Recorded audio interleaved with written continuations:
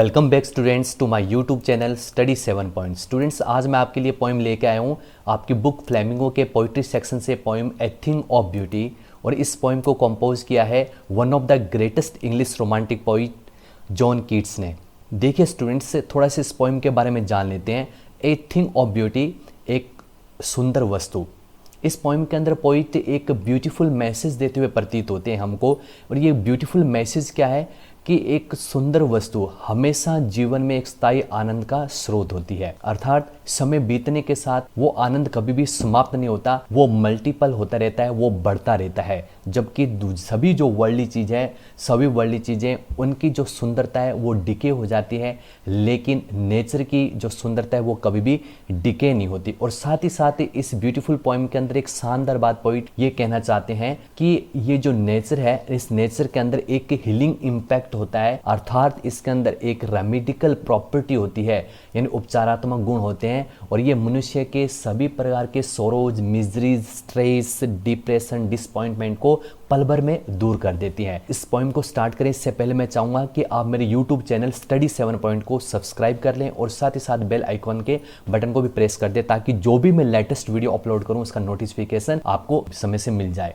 अब थोड़ा सा पोइट के बारे में जान लेते हैं स्टूडेंट्स। पोइट जॉन कीट्स, इनकी बर्थ की बात की जाए तो इनकी बर्थ 31 अक्टूबर 1795, 31 अक्टूबर 1795 में लंदन में हुआ था इनका जन्म।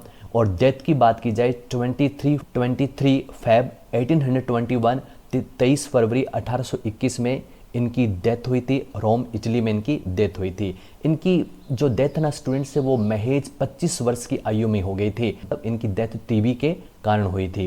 ए ब्रिटिश रोमांटिक पोइट है, ये एक ब्रिटिश रोमांटिक पोइट थे। ये रोमांटिक पोइट की जो सेकंड जनरेशन है, जिस बायरन, पीबी शेले जैसे नामचीन पोइट्स के नाम आते हैं, उनके साथ ये स्टैंड करते हैं। Trained as to be a surgeon, इन्होंने अपने आप को प्रशिक्षित किया था टू बी ए सर्जन, एक शल्य चिकित्सक के रूप में, एक सर्जन के रूप में ये मुड़ गए टूवर्ड्स में पोइट्री। लिटरेचर में इनका इंटरेस्ट था, इसलिए ये पोइट्री की तरफ चले गए। नोन फॉर विविड इमेजरी, इनको जाना जाता है किस लिए? इनके विविड इमेजरी के लिए जाना जाता है। इमेजरी किसे कहते हैं? लैंग्वेज और वर्ड के द्वारा रीडर्स के माइंड में पिक्चर को प्रोड्यूस करना, इनको विविड इमेजरी के लिए जाना जाता है। एंड ग्रेट सेंसुअस अपील, और इनको सेंसुअस अपील क्या होती है स्टूडेंट्स से? जब उनको हम रीड करें, उनका कंटेंट्स कुछ इस तरीके से आए कि वो रीडर्स की जो इंद्रियां हैं, उनकी जो सेंसेस है, उनको प्रभावित करता है। तो इनकी जो पोइट है, इनकी ये जो पोइट है, ये जाने जाते हैं किनके लिए? विविड इमेजरी के लिए और सेंसुअस अपील के लिए। हिज रेपुटेशन, इनकी जो प्रतिष्ठा थी, ग्रू आफ्टर हिज अर्ली डेथ है, इनकी जो रेपुटेशन थी, प्रतिष्ठा थी, इनकी मौत के बाद ही बढ़ी थी।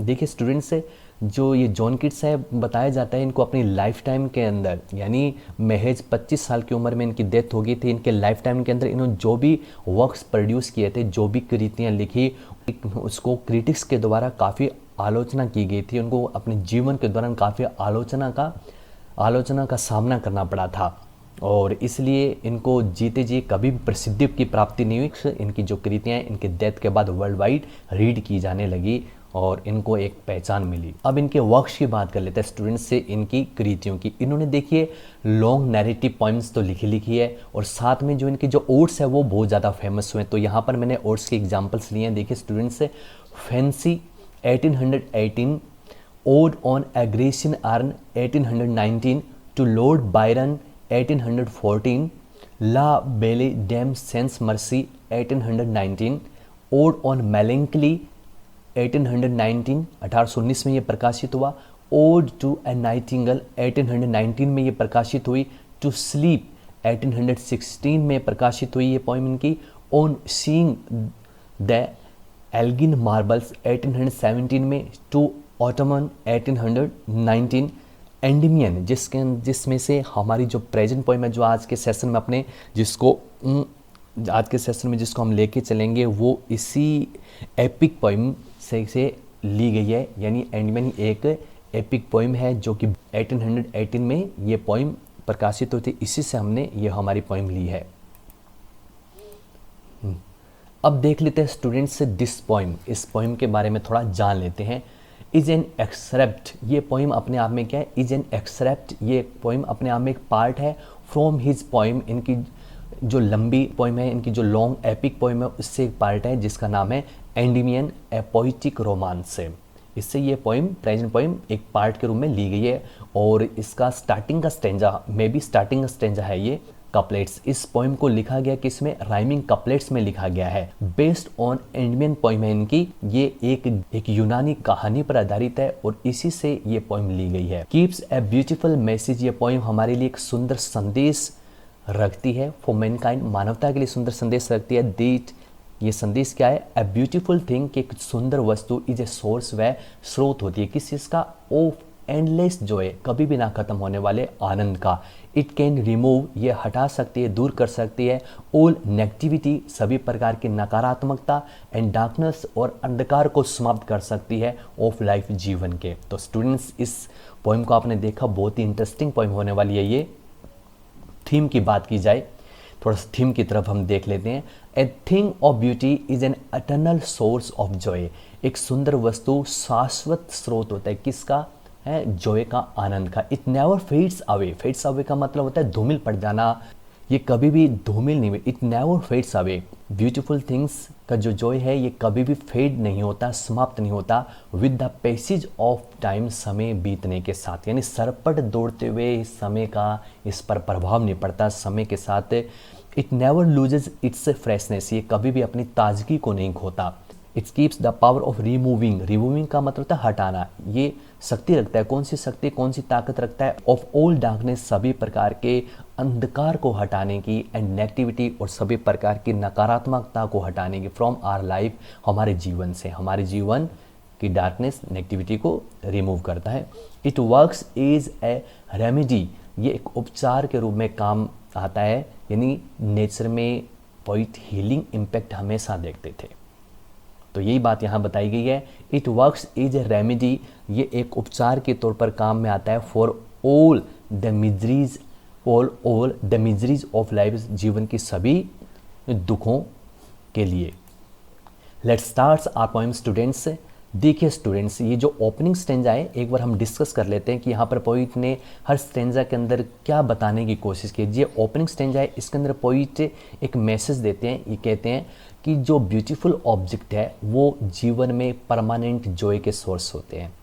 ठीक है, ये इसके अंदर फर्स्ट स्टेंजा के अंदर बताया गया है। फिर जो सेकंड स्टेंजा है ना स्टूडेंट्स, इसके अंदर यहाँ पर पोइट बताना चाहते हैं कि जो ब्यूटीफुल ऑब्जेक्ट है नेचर के, अर्थ के जो ब्यूटीफुल ऑब्जेक्ट है वो हमको इस अर्थ से बाउंड करते रहते हैं, यानी इस अर्थ से हमको बांधे रखते हैं और हमें जीवन जीने के लिए एक उत्साह प्रदान करते हैं, हमें जीवन जीने के लिए मोटिवेट करते हैं, प्रेरित करते हैं। और ये सच्चाई है कि हमारे जीवन के अंदर स्ट्रेस, डिसअपॉइंटमेंट है, निराशा, मायूसी, ये सब चीज़ें हैं, लेकिन इसके बावजूद भी यहाँ पर सेकंड स्टेंजा के अंदर पोइट ने बताया कि ब्यूटीफुल ऑब्जेक्ट हमें जीवन जीने के लिए प्रेरित करते हैं। अब थर्ड वन स्टेंजा की तरफ हम बढ़ें तो स्टूडेंट्स यहाँ पर एक प्रकार से लिस्टिंग कर रहे हैं ब्यूटीफुल ऑब्जेक्ट्स की जो अटर्नल जॉय प्रदान करने में कैपेबल है।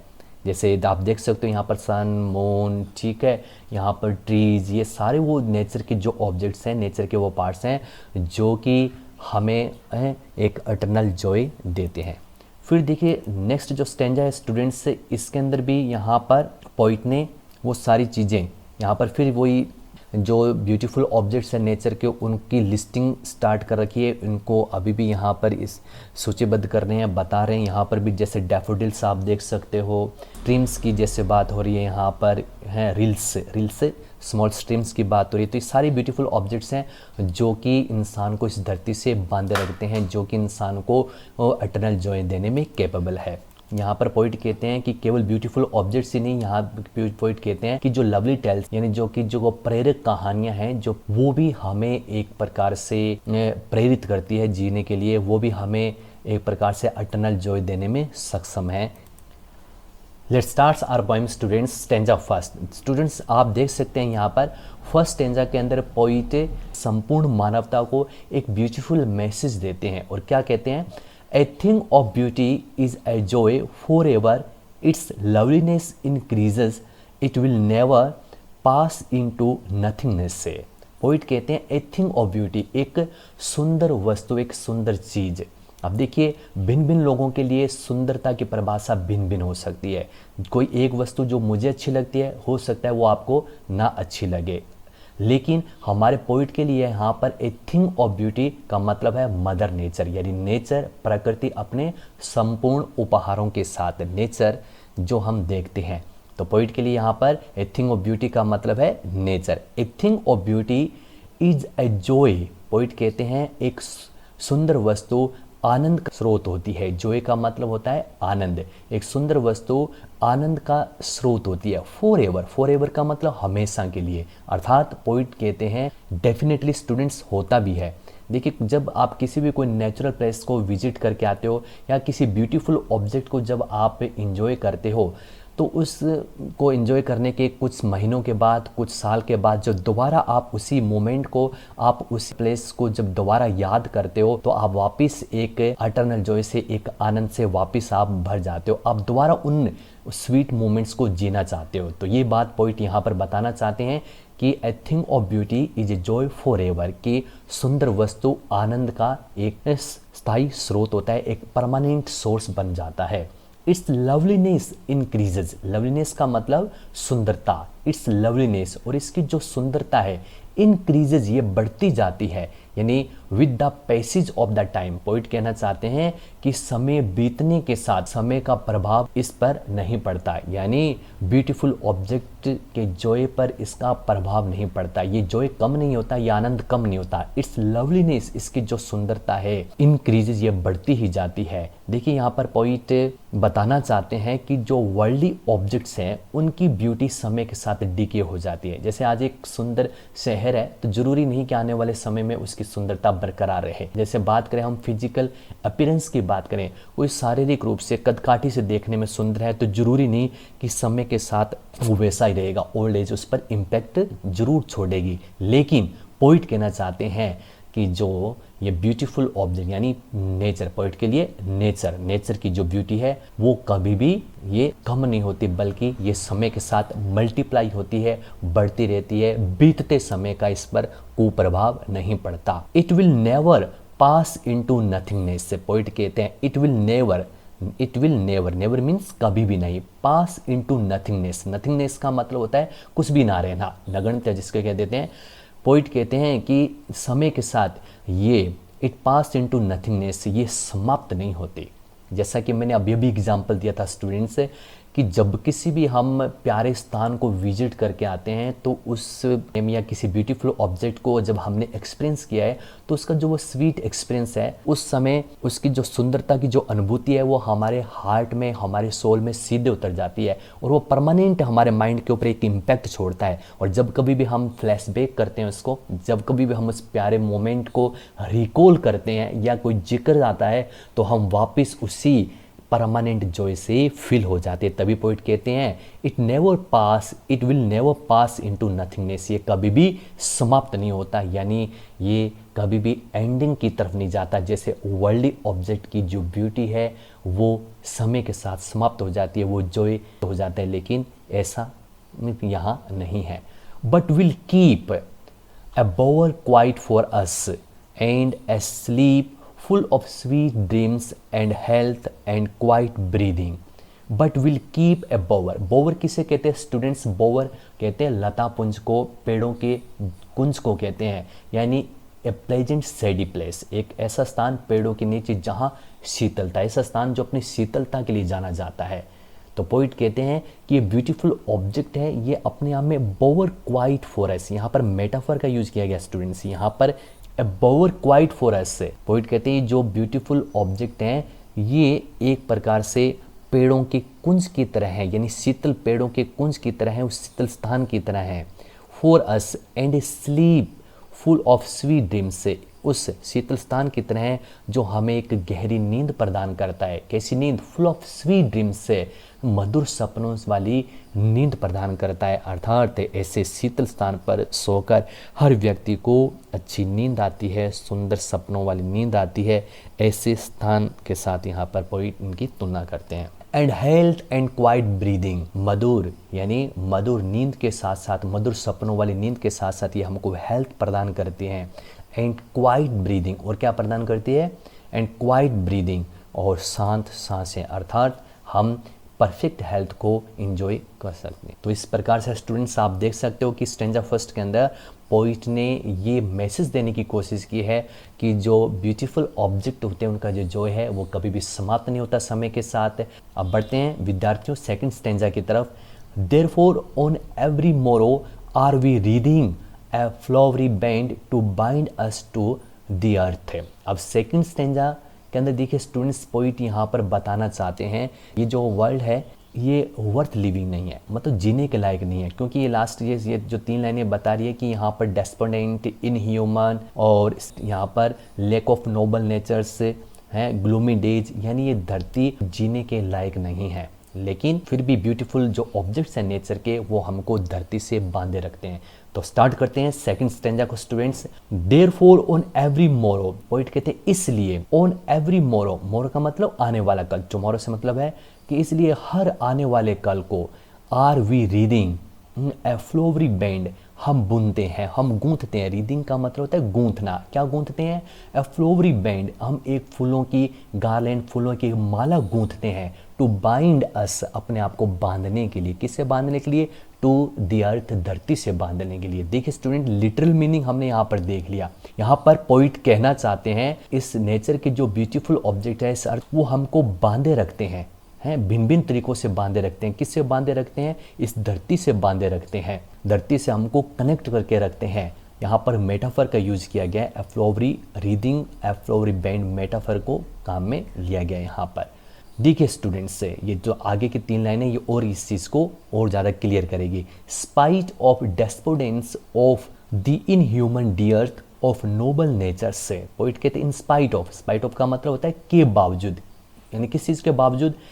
स्पाइट ऑफ डेस्पोडेंस से, डेस्पोडेंस का मतलब होता है मायूसी, निराशा, ये जो वर्ल्ड है ये रहने के लायक नहीं है, इन स्पाइट ऑफ डेस्पोडेंट, डेस्पोडेंस का मतलब होता है मायूसी, मायूसी के बावजूद भी। ओ द इनह्यूमन, इनह्यूमन का मतलब होता है, यहाँ हम ले सकते हैं पोइट कहने का मतलब इनह्यूमन क्रूअल पर्सन, कि ये वर्ल्ड क्रूअल पर्सन से भरा हुआ है। डियर्थ, डियर्थ का मतलब कमी, यानी इस वर्ल्ड में कमी है, इस धरती पर कमी है। किस चीज़ की?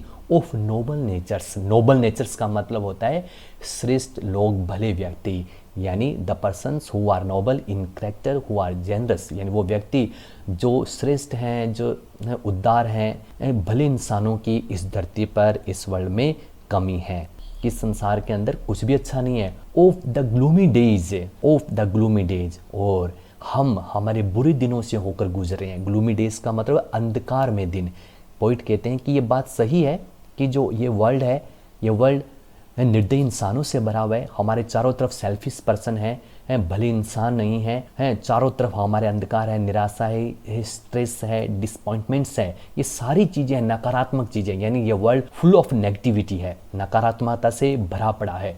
ऑफ ऑल द अनहेल्दी और and over darkened ways made for our searching, made for our searching का मतलब होता है हम हमारी तलाश करते हैं। देखिए स्टूडेंट्स पहले इस लाइन को अच्छी तरीके से देख लीजिए, मेड फॉर आर सर्चिंग, हम तलाश करते हैं। पोइट कहते हैं कि हमारे सामने देखिए हमारे गोल्स को, हमारे लक्ष्यों को और हमारे जीवन में जो कुछ भी हम प्राप्त करना चाहते हैं उनको अचीव करने के लिए 2 तरह के रास्ते हमारे सामने हैं।